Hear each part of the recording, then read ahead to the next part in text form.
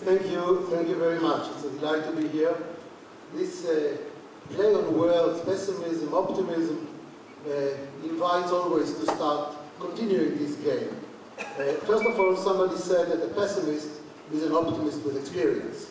And we have had indeed a lot of experience, so that some of us may be confused to think that optimism is the name of the game.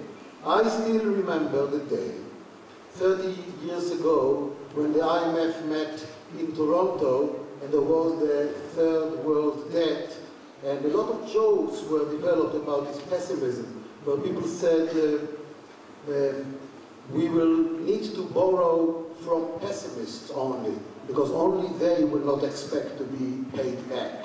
So there was a time when markets were dry, there was a time where pessimism prevailed, and so that's why I like so much the last tone, which was, we have challenges. The challenges are there to be overcome, and experience is there to guide us about how to deal with it.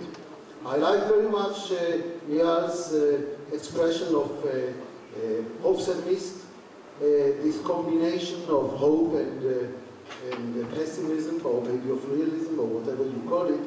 But I just want to caution about the excessive reliance on hope. You know, Francis Bacon, the English poet, once wrote that hope is a fantastically good breakfast, it's a terrible supper. And in many places of the world, it is now supper time, where results need to be shown so that I can see the reason for concern. History did not start with the last crisis.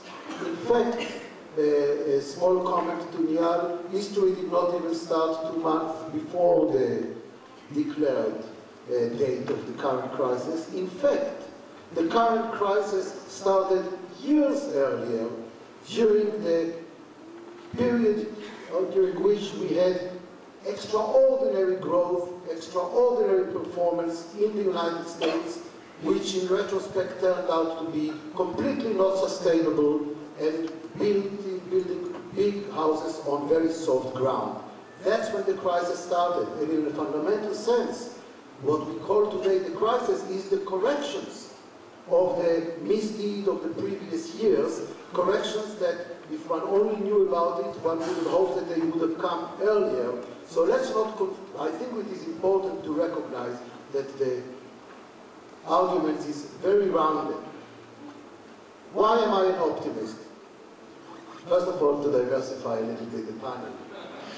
But I'm an optimist because of the fact that, again, 20, 30 years ago, if you wanted to know where the world goes, the only thing you needed to know is where is the United States going, or if you were adventurous, also where Europe is going. Today we don't need these locomotives. They are important cars, but we have new locomotives, as was just described. We have China, we have India, we have developing countries, and Leo Lederman made his career studying the crisis of Latin America, and every crisis in the world started by saying, what went wrong with Latin America? Well, we should ask, how come Latin America was shielded this time? How come Southeast Asia was shielded this time? How come Israel was shielded this time? And one of the reasons is we had the privilege of having the crisis a little earlier. And in a fundamental sense, the key issue is maybe these crises are part of the historical kind of curse or blessing where things need to be cleared up. We have now a new situation where capital flows to emerging markets are very significant, where trade flows all over the world after collapsing in 2009 have been resumed, where exports of the United States and of Europe are spread to new destinations, to China. 3% of US exports went to China 10 years ago, close to 20% today, and the same dimensions about Europe. So in other words, we have significant challenges, but fortunately we have a diversified portfolio of challenges that not all of them are rising and falling at the same time. Indeed, Japan is, they had a disaster. And it's a real disaster, in many dimensions. But the reality is, I think that in addition to the human toll and the terrible tragedies that have happened there, the real long-term impact of the disaster in Japan is about energy policy throughout the world. And this domino effect of people and countries taking the declaration of let's forget about nuclear energy. Let me make a forecast. In 20 years, nuclear energy will be back. And will be back big times. Because that's the only way in which you can remove your dependence from other places and in which you can develop clean energy. But at the same time, of course, you will need also to secure the safety of it. The United States has had an extraordinary crisis, and that's the source and cradle of pessimism. And the reason was huge leverage in all the sectors in the economy, in the banking sector, in the household sector, in the corporate sector, in the government sector. And when you have excessive leverage, by definition, you will need to de-lever. And when things are de-levered simultaneously, you are imploding. And paradoxically, in order to mitigate the impact of the implosion, governments put aside the old book, and fortunately so, and started expanding both budgets and monetary policy to mitigate the consequences of the deleverage. There is a danger here that we will get into bad habits, and therefore exit strategies are important. And whether monetary policy has expanded its balance sheet and everything, the ammunition is gone. No more ordinary ammunition in the pocket of monetary policy makers or fiscal policy makers. We have large budget deficits, we have large debt, and we need to address this one.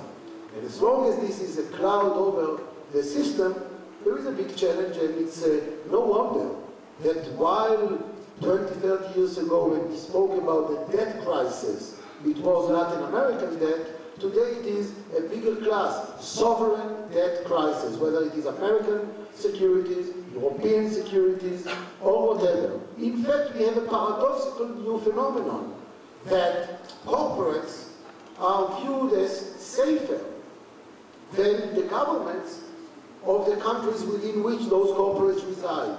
And we know it, we also are familiar with financial markets by various financial characteristics.